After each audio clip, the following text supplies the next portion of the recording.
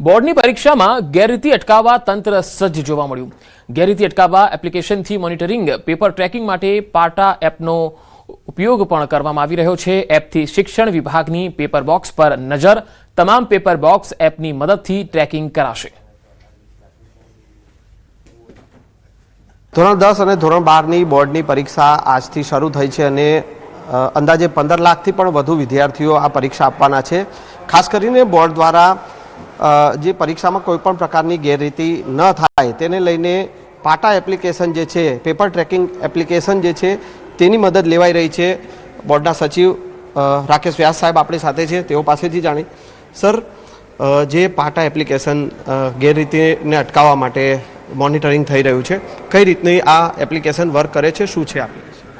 પાટા એપ્લિકેશન છે પેપરનું ટ્રેકિંગ કરવા માટે કે કયા તબક્કે પહોંચ્યું છે અને એના ફોટોગ્રાફ પણ એમાં લેવામાં આવે છે કે જેથી ખ્યાલ આવે કે પેપર સલામત રીતે અને સીલબંધ પરિસ્થિતિમાં પહોંચ્યું છે। એટલે આના માટે જે છે સરકારી પ્રતિનિધિ એના મોબાઈલમાં પાટા એપ્લિકેશન હોય છે અને એ જ્યારે ઝોન ઉપરથી રવાના થાય છે ત્યારે એના નંબરો લેવામાં આવે છે, કયા વાહનમાં કયા સરકારી પ્રતિનિધિ ગયા છે, એનું પત્રક અપલોડ થાય છે એટલે અત્યારે ખ્યાલ રહે કયા વાહનમાં કયા સરકારી પ્રતિનિધિ છે। અને ત્યારબાદ કેન્દ્ર ઉપર પહોંચે ત્યારે એ વાહન ત્યાં પહોંચી ગયાનો ફોટો હોય છે, સાથે પેપરના જે 6 સાઈડ હોય બોક્સના એનો ફોટોગ્રાફ એમને લાઈવ ફોટો પાડીને અપલોડ કરવાનો હોય છે।